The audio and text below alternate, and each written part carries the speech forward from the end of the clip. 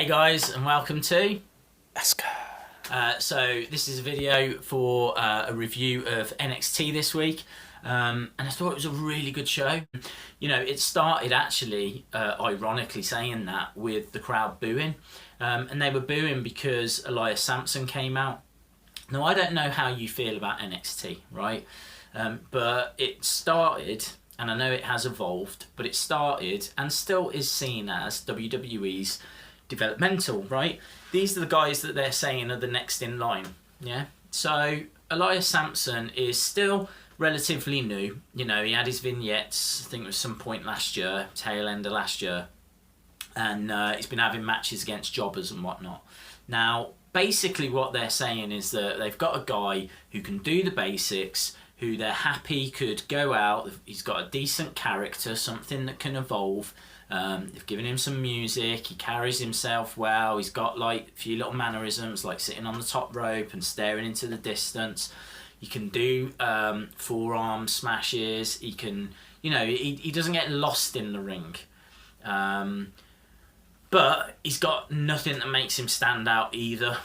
There's nothing that, you know, you remember him for, and after several weeks now, we're bored. Right, we're bored of seeing him. So he comes out to boos, which I can't say is unfair because I was booing at home, but I just think that certainly I've been a bit guilty of forgetting that it's a developmental.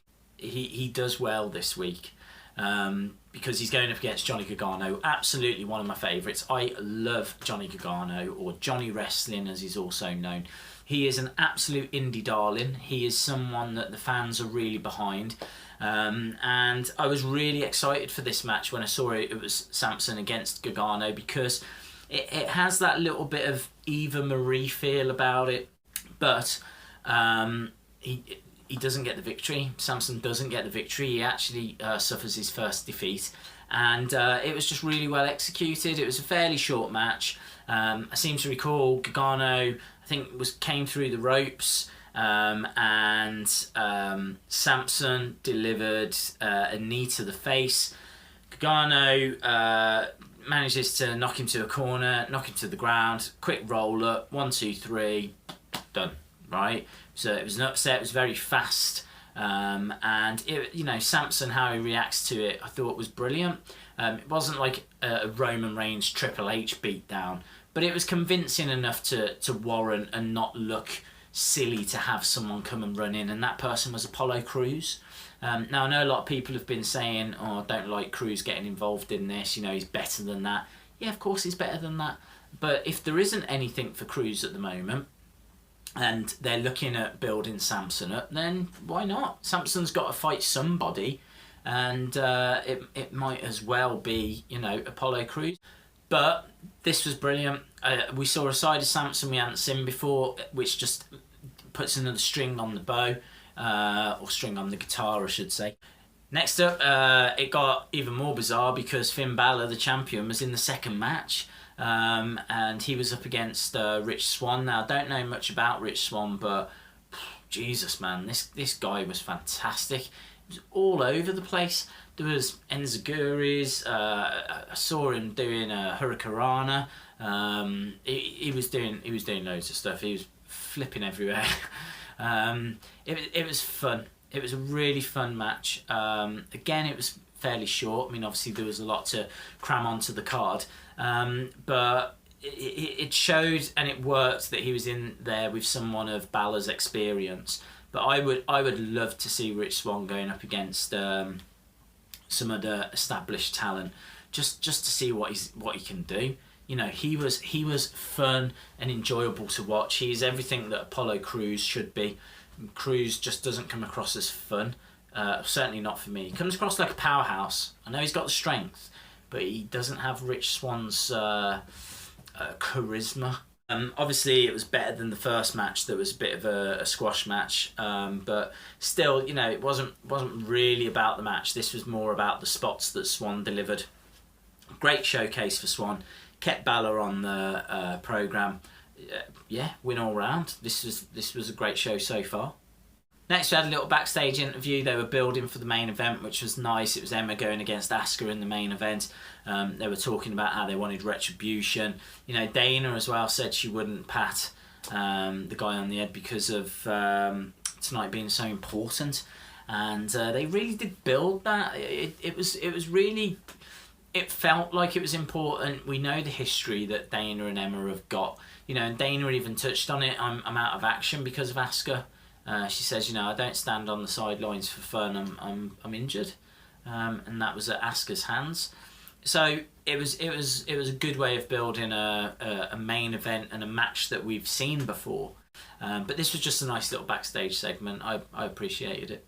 Next, we had Alexa Bliss going up against Dobson. Now, Dobson, I can't remember, Mary, what was her name? Killer Mary Dobson, was it, on the indie scene?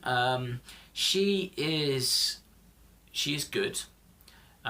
She knows her way around the ring. She was full of energy, and it was clear that she wasn't just in there to go through the motions. You know, she was trying some things, and I always appreciate that.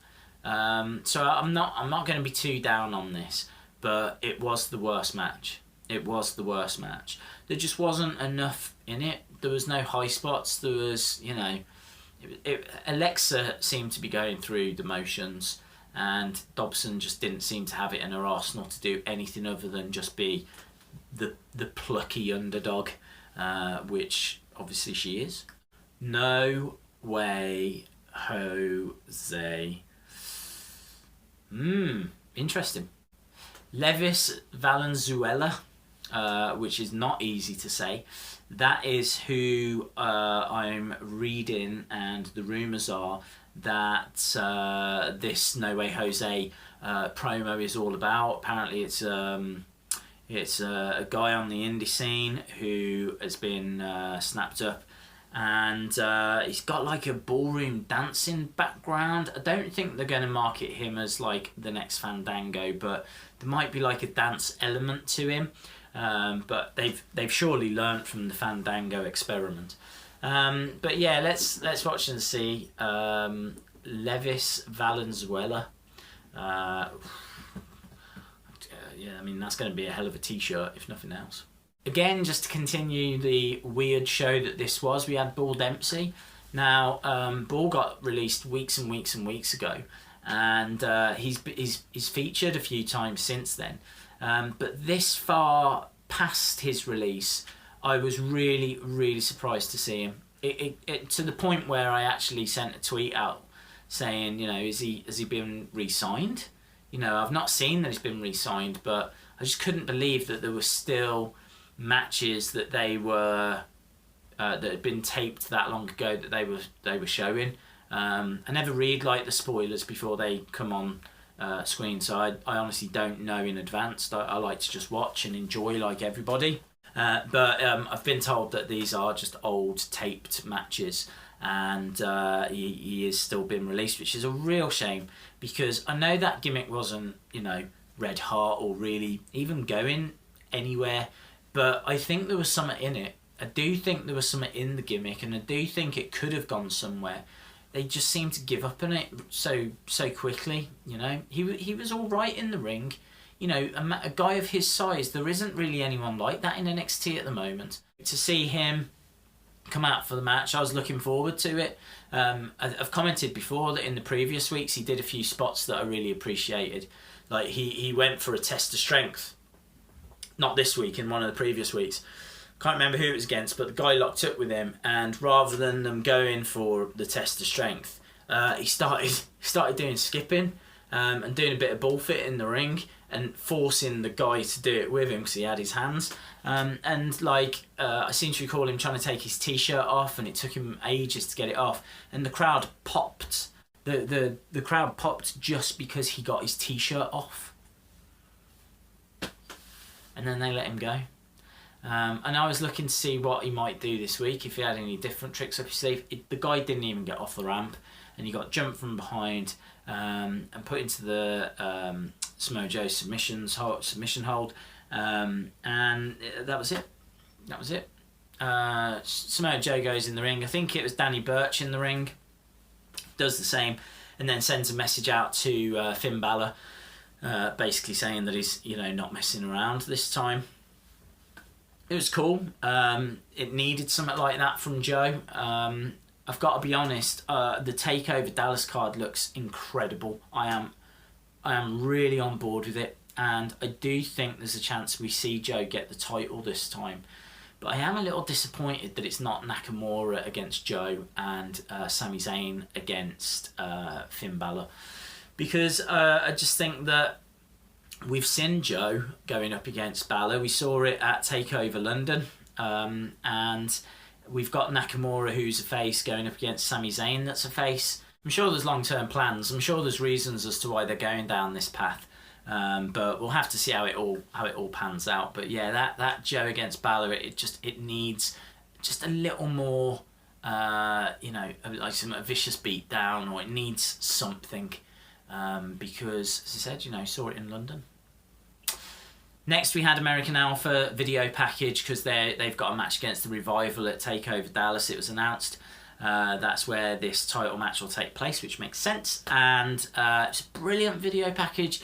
You know, it included footage of them at the Olympics, and, you know, Gable saying that he missed out on gold and it was the worst moment of his life, but they're giving 110% to make it work in NXT now, and there's no way they're going to fail, and they're going for the titles. And it was brilliant. It was brilliant. I think they will fail. I think they will fail. I think they're so over, they don't need the belts, and I think the Revival do. The Revival are still really trying to find their feet. I mean, they're good in the ring and whatnot, but, you know, you show people pictures of Dash and Dawson, and people aren't going to be able to tell you which one's which.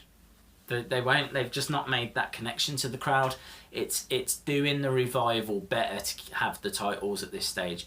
Alpha can have them, but I don't think they should get him on the first time of asking.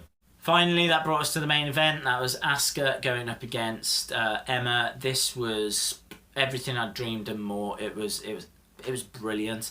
Both girls got, you know, offense in. Asuka's striking is just it's incredible. You know, Emma was just getting beaten to within an inch of her life. But Emma, you know, was getting in a bit of offense as well, and, you know, more than holding her own.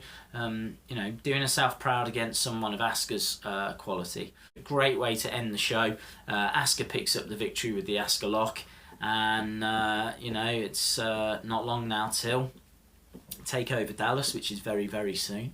In other news, Solomon Crows signed with Lucha for season 3, Lucha Underground.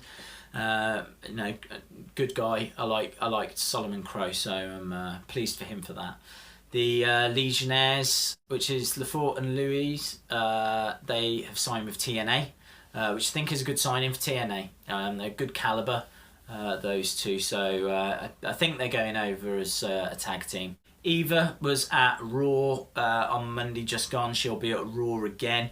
There's no word as to whether she's going to be in, you know, involved in any way. I don't know if she's doing any dark matches or anything, but she's certainly around. So just, you know, worth noting. Emma as well. You know, it's a bit up in the air as to whether she's going to be in that kind of multi-diva tag match. You know, at the moment it's 4-on-4, but suggestions are she could get added and then it'll become a 5-on-5, and then they'd need to find someone just to fill that space on the other team, the face team. And then finally, 4 episodes of NXT are going to get recorded at Access. So if you are fortunate enough to be going to that, then you could be seeing some very special stuff indeed, because by the time they air, you know, that's probably going to cover, I should imagine, the end of April, maybe even the beginning of May. So you're going to see a lot of, well, in a way, unfortunately, spoilers and whatnot, because it'll probably ruin NXT for the next month for you. But okay, that's everything from me. Don't forget, you can follow me on Twitter at Wrestling Days UK. If you haven't subscribed, then it'd be wicked if you did, because then I know you won't miss out on any future videos as and when these come through. And yeah, I think that's everything for now. As always, thanks a lot for watching, and really do appreciate it. And I'll see you again next time. Bye for now.